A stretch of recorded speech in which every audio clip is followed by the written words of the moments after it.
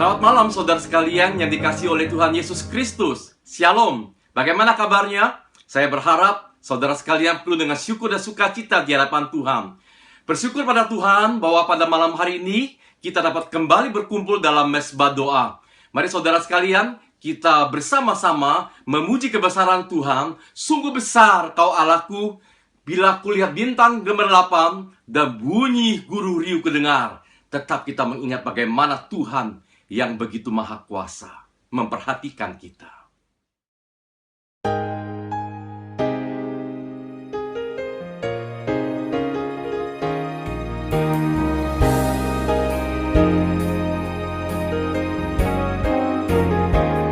Bila kulihat bintang gemerlapan dan bunyi guru riuh ku dengar, ya Tuhanku, aku tuh satu heran melihat ciptaanmu yang besar. Maka jiwaku pun memujimu, sungguh besar Kau Allahku. Maka jiwaku pun memujimu, sungguh besar Kau Allahku.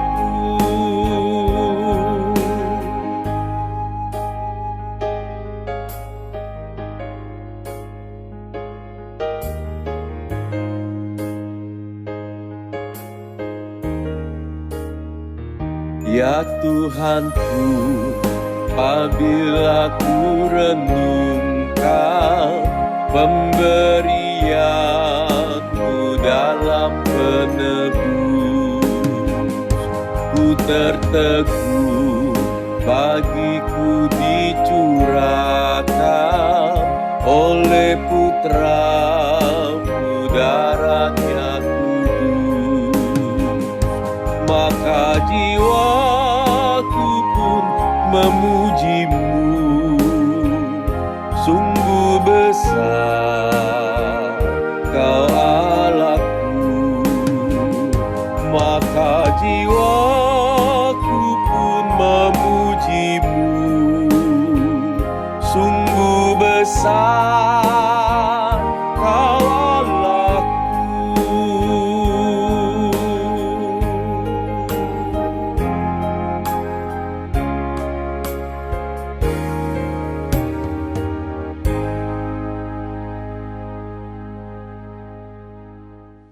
Amin saudara sekalian, bahwa Allah kita sungguh luar biasa.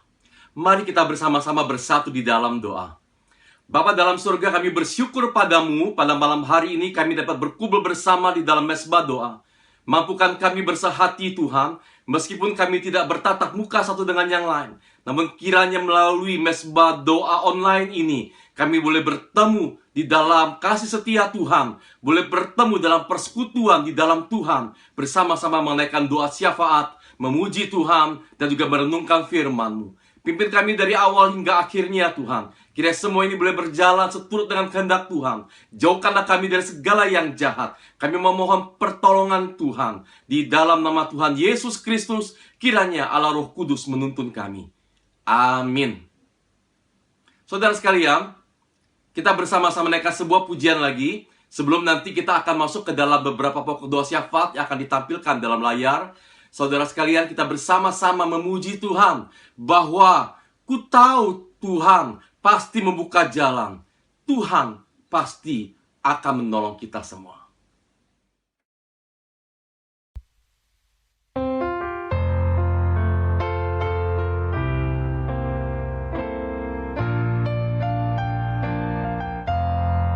Ku tahu Tuhan pasti buka jalan.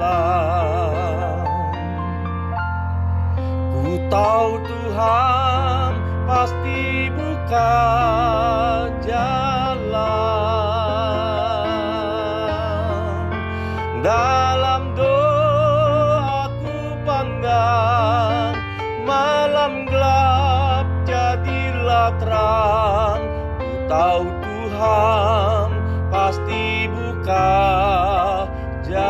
jalan.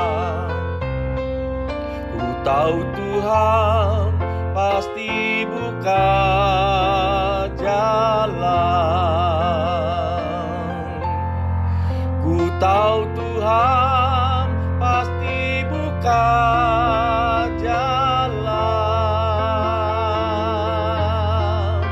Asal ku hidup suci, tidak turut dunia. Ku tahu Tuhan pasti buka jalan.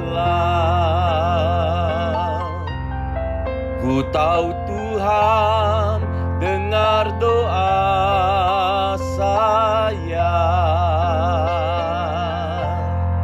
Ku tahu Tuhan dengar doa saya. Asal ku hidup suci, tidak turut dunia. Ku tahu Tuhan dengar doa saya.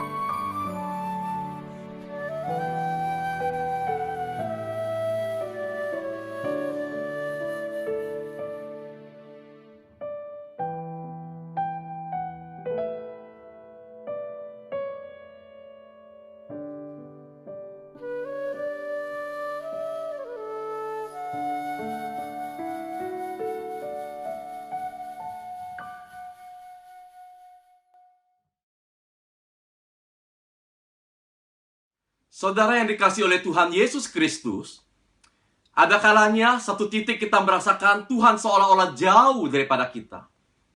Namun benarkah demikian? Mari saudara, sebelum lebih lanjut kita mendengarkan firman Tuhan yang akan disampaikan dan diuraikan oleh Pendeta Sutotan dengan tema doa yang memberkati, kita bersama-sama menaikkan sebuah pujian menghantar kita dalam perenungan firman Tuhan. Dia hanya sejauh doa.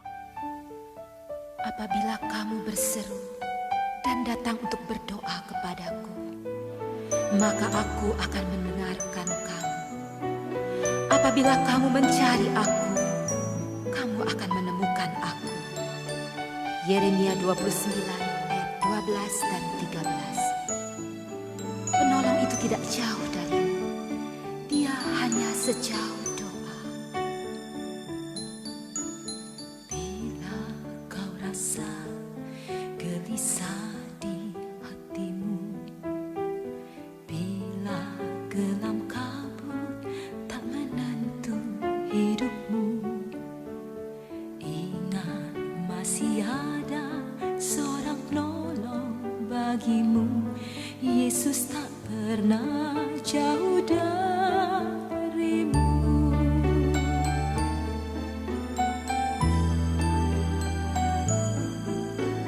Bila cobaan membebani hidupmu, bila sengsara melemahkan hatimu, ingat Yesus takkan pernah meninggalkanmu. Yesus selalu pedulikan kamu. Berseru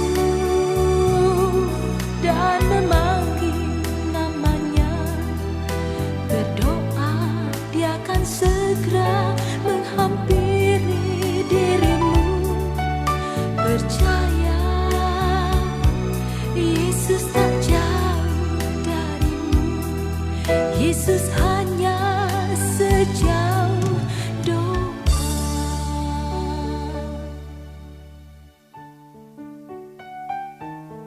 Bapa, kuangkat hatiku, kupanggil namamu di dalam doaku,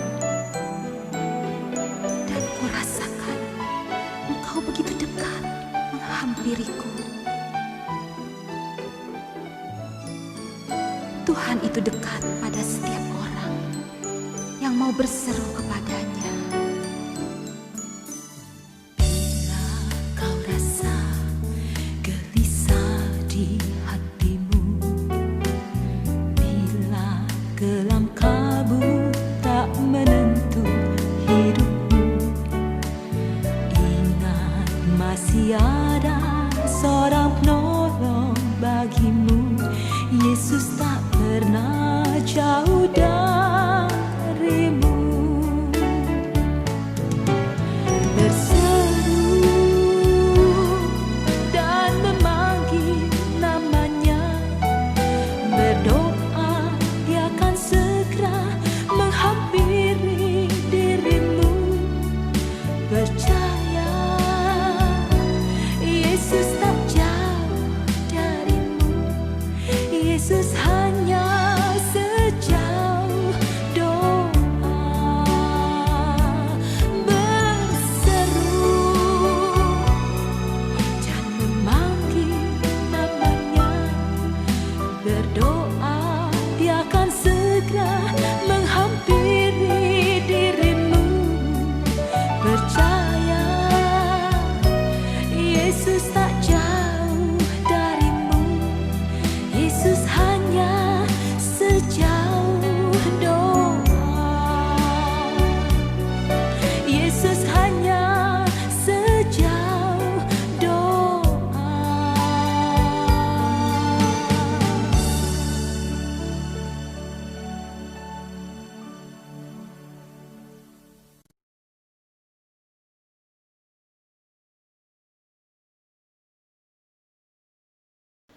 Selamat malam jemaat yang dikasihi oleh Tuhan Yesus Kristus.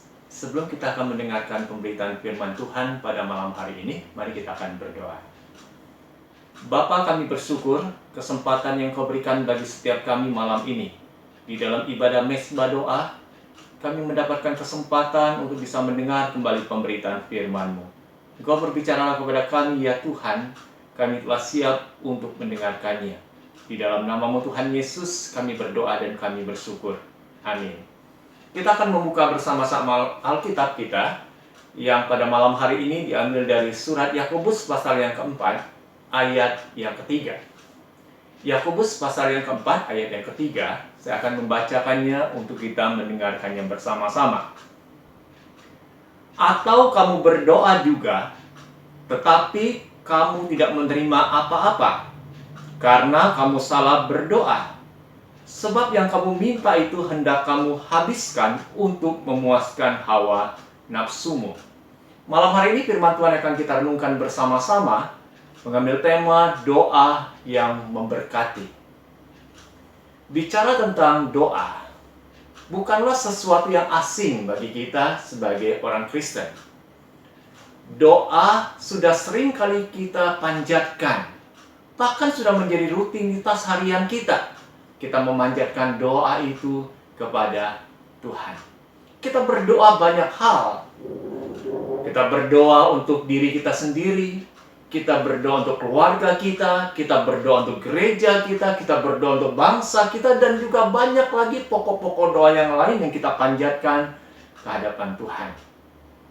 Karena doa ini begitu penting dalam hidup orang percaya, maka seringkali doa itu digambarkan sebagai napas rohani bagi setiap orang yang percaya kepada Kristus. Kalau doa menjadi napas rohani bagi orang yang percaya, berarti doa itu sesuatu yang sangat vital yang mau tidak mau harus dihidupi oleh orang-orang percaya. Kalau kita tidak makan selama 1-2 hari, kita masih kuat, masih bisa bertahan untuk hidup. Tapi bila kita tidak bernapas, jangankan 1 hari, 1 jam saja kita sudah tidak kuat, kita akan mati. Nah, persoalannya sekarang, saat kita berdoa, doa seperti apa yang kita ucapkan kepada Tuhan? Doa seperti apa yang kita panjatkan di hadapan Tuhan? Tema firman Tuhan hari ini berbicara tentang doa yang memberkati.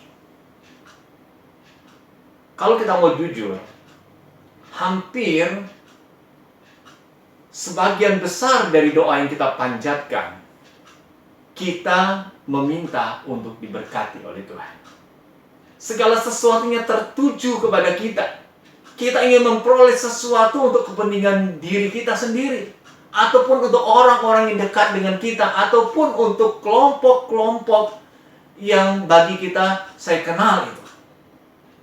Dan hanya sebagian kecil saja doa yang kita panjatkan untuk memberkati orang lain yang di luar kita. Yakobus pasal 4 ayat yang ketiga menegur orang-orang yang percaya dalam hal berdoa. Mungkin bagi kita aneh, kenapa surat Yakobus pasal 4 ayat yang ketiga ini menegur orang-orang percaya di dalam mereka memanjatkan doanya? Mereka ditegur bukan karena mereka tidak berdoa. Mereka tetap berdoa. Tapi doa yang dipanjatkan itu doa yang salah. Hari ini saya akan mengambil sebuah gambaran. Saya punya gembok. Dan gembok ini akan saya buka dengan menggunakan anak kunci.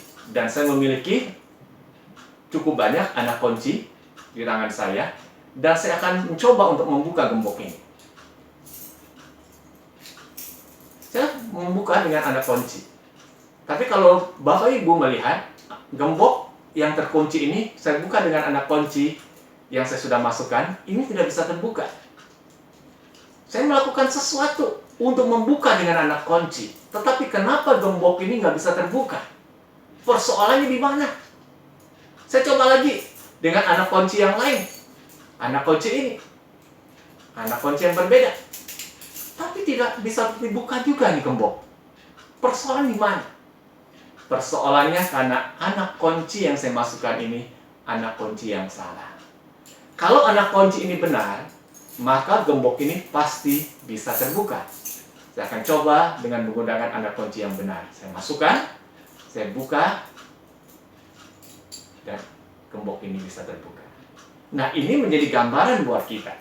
Seringkali kita memanjatkan doa kepada Tuhan, tetapi doa yang kita panjatkan itu doa yang salah. Akibatnya apa? Akibatnya doa yang kita panjatkan doa yang salah, kita tidak menerima apa-apa dari yang kita doakan itu. Mengapa doa yang dipanjatkan itu dikatakan salah? Kita akan belajar melihat bersama-sama seperti apa dinyatakan di dalam Yakobus pasal 4 ayat yang ketiga ini. Coba kalau kita melihat sama-sama dikatakan seperti ini. Atau kamu berdoa juga, tetapi kamu tidak menerima apa-apa. Berdoa juga, berdoa. Tapi dikatakan kamu tidak mendapat apa-apa. Kenapa persoalannya? Apa yang menyebabkan mereka tidak mendapat apa-apa dari apa yang mereka doakan itu? Dikatakan di dalam ayat yang ketiga ini, karena kamu salah berdoa. Salah berdoa. Loh, maksudnya apa salah berdoa? Dijelaskan di dalam ayat yang ketiga ini, karena yang kamu minta itu hendak kamu habiskan untuk memuaskan hawa nafsumu. Nah, selama ini seringkali doa kita, doa yang model seperti ini. Inilah yang seringkali kita panjatkan di hadapan Tuhan. Doa yang ujung-ujungnya minta diberkati, bukan untuk memberkati. Kalau kita mau jujur, mengingat kembali, setiap doa yang kita panjatkan, pasti tertujunya buat saya, diberkati, ditolong oleh Tuhan. Nah, hari ini kita akan belajar bersama-sama apa bedanya antara doa yang diberkati dengan doa yang memberkati. Kalau doa yang diberkati itu tertuju kepada saya mendapat menerima. Tapi kalau doa yang memberkati, saya memberi, orang lain yang menerima.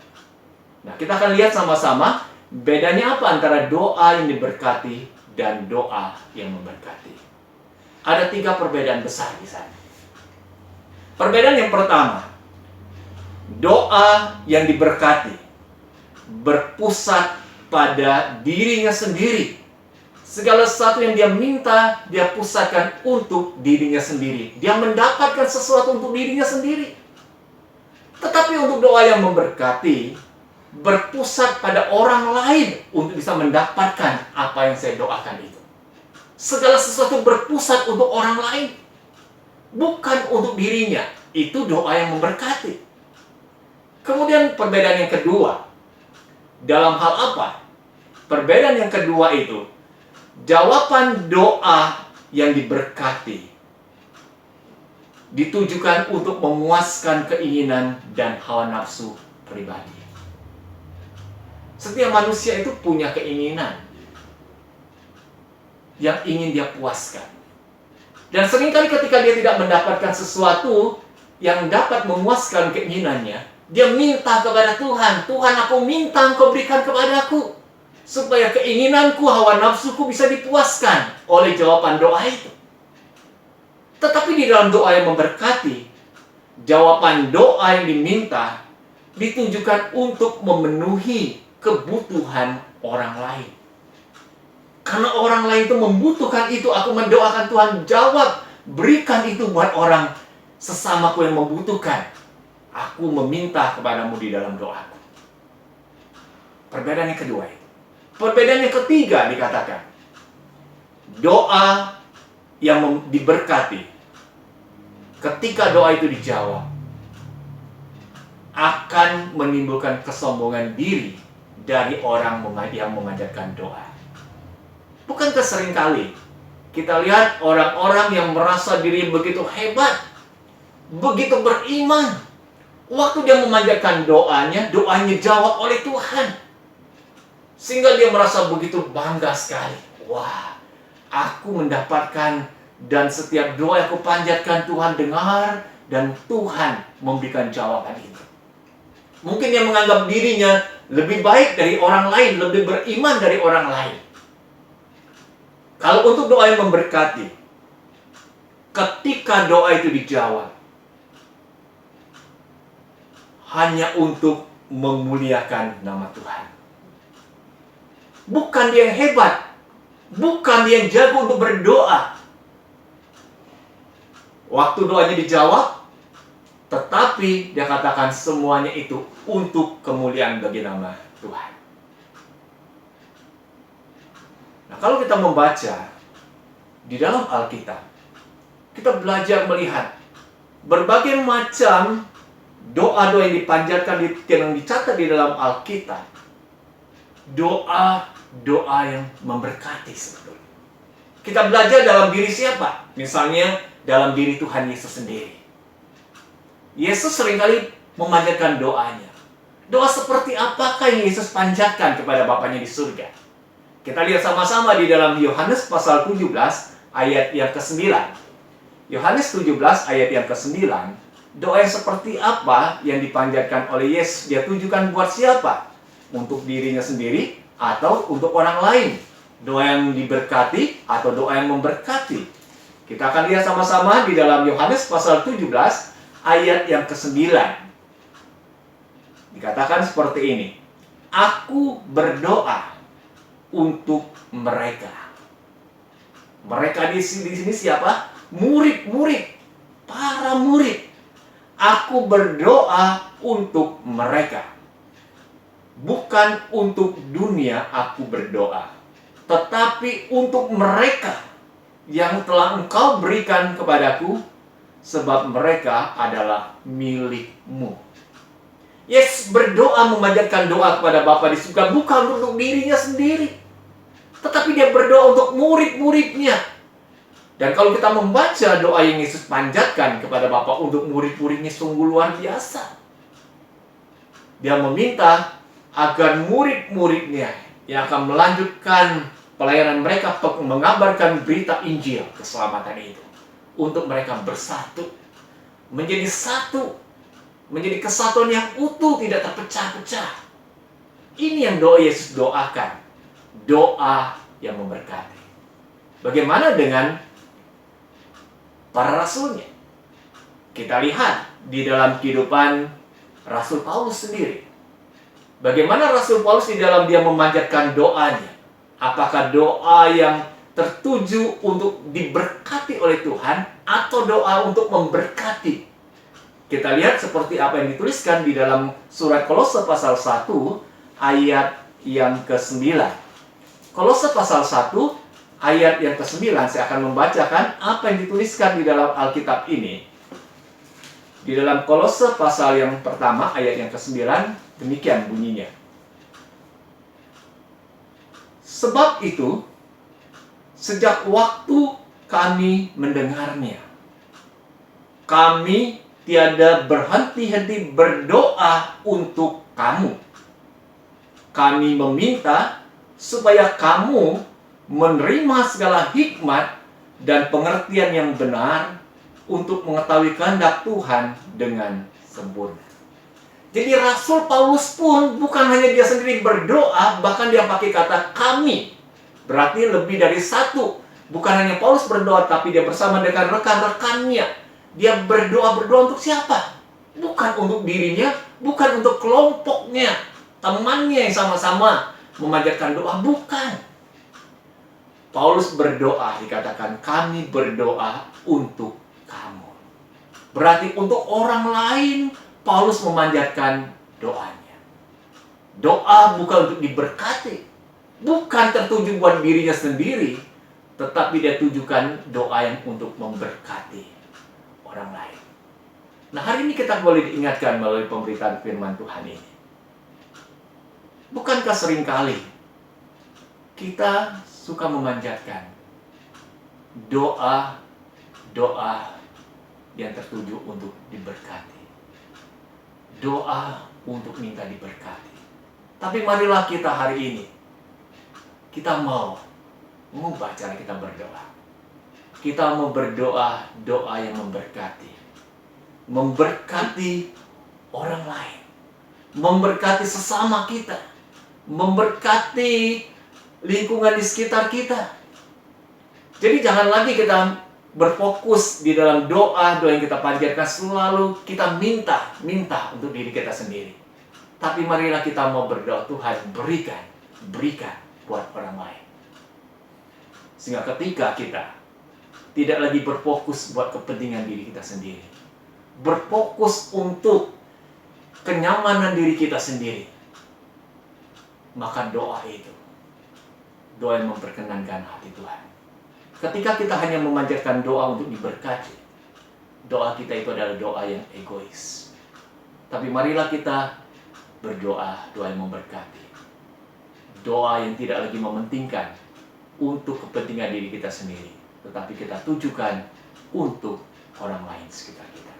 Biarlah firman Tuhan ini boleh memberkati kita, untuk kita lebih sungguh, lebih memperhatikan di dalam setiap doa yang kita panjatkan kepada Tuhan.